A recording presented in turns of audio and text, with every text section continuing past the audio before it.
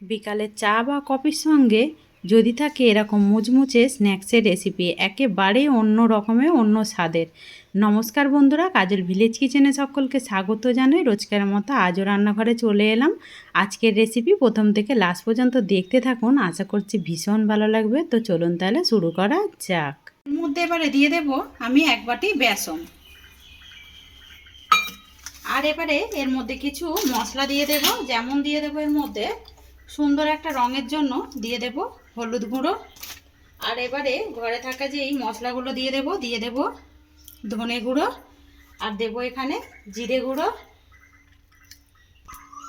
ঝালের জন্য দিয়ে দেবো এখানে লঙ্কার গুঁড়ো, ঝালটা তোমরা তোমাদের পছন্দ মতোই দেবে। আর দেব আমি এবারে স্বাদ মতো লবণ বা মাপ মতো লবণ। শুকনো উপকরণগুলোকে একটু ভালো করে মিশিয়ে নিতে হবে বেসনের সঙ্গে। সমস্ত উপকরণগুলোকে খুব ভালো করে বেসনের সঙ্গে মিশিয়ে নিতে হবে। এবারে এর মধ্যে দিয়ে দেব আমি এখানে 2 চামচ নিয়েছি টক দই, দিয়ে দেব টক দইটাও।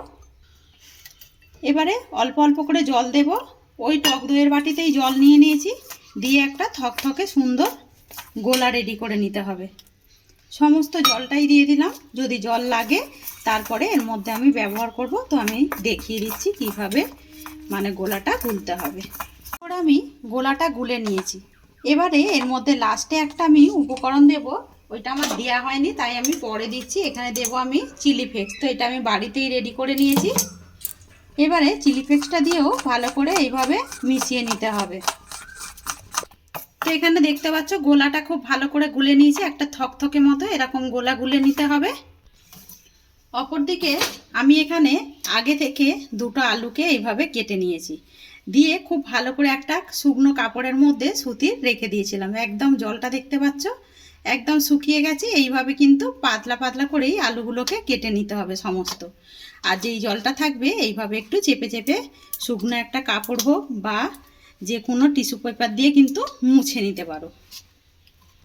আর দেখতে পাচ্ছ খুব ভালো করে মুছে নিয়েছি, আর আলুটা কতটা পাতলা করে কেটেছি সেটা কিন্তু দেখতেই পাচ্ছ। আর কিন্তু আমি কিভাবে কেটেছি সেটা একদম আলুটাকে বেশ আমি 2টো সাইড একটু কেটে দিয়ে তারপরে লম্বা লম্বা করে এইভাবে কেটে নিয়েছি।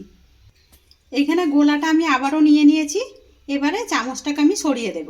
আর এইখানে বেশ কিছুটা নিয়েছি আমি টোস্টের গুঁড়ো, যে চা খাবার টোস্ট হয় সেটাই নিয়েছি। তোমরা চাইলে এখানে ব্রেড ক্রাম্বসও ব্যবহার করতে পারো। এবারে যেখানে আলুটা নেব, এখানে একটা আলু নিয়ে নেব, এইভাবে গোলার মধ্যে 2 পিঠ কোট করে নেব, দিয়ে ব্যাটারটাকে খুব ভালো করে ঝেড়ে দিয়ে আমি এই টোস্ট গুঁড়োর মধ্যে দিয়ে দেব।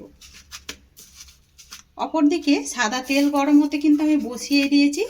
সমস্ত আলুগুলোকে একে একে রেডি করব, আর তেলটা কিন্তু খুব ভালোভাবে গরম হয়ে গেছে। এইভাবে আমি ছেড়ে দেব আলুগুলোকে। এইভাবে আলুগুলোকে সমস্তগুলোকেই সুন্দর করে রেডি করে নিতে হবে একে একে।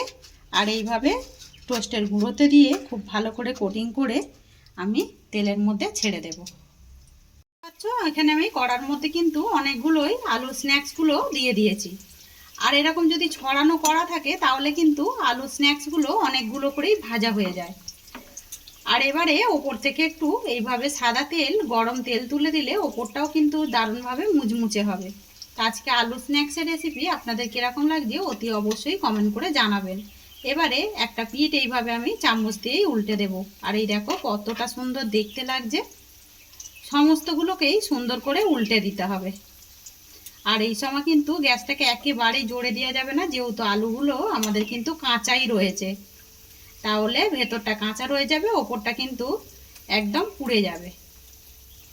সমস্তগুলোই সুন্দর করে লাল লাল করে ভেজে নিয়েছি। আর আলু স্ন্যাক্সগুলো কতটা সুন্দর হয়েছে দেখুন। এবারে একটা প্লেটের মধ্যে গরম গরম টমেটো কেচাপ বা সস দিয়ে খেতে কিন্তু দারুণ লাগবে। সন্ধ্যাটা চায়ের সঙ্গে বা কফির সঙ্গে খেতেও ভালো লাগবে। এইভাবেই সমস্তগুলোই ভেজে নিয়ে ফিরে আসছি। সমস্ত আলু স্ন্যাক্সগুলোই ভেজে নিয়ে ফিরে এলাম। কতটা দেখতে সুন্দর হয়েছে দেখুন। ওপর থেকে একটু লবণ দিয়ে দেবো, এতে করে আরও বেশি দেখতে সুন্দর হবে। তো আজকের রেসিপি আপনাদের কীরকম লাগলো অতি অবশ্যই কমেন্ট করে জানাবেন। যদি ভালো লেগে থাকে একটা লাইক করে দিয়ে এইভাবে আমার পাশে থাকবেন, আমাকে সাপোর্ট করবেন।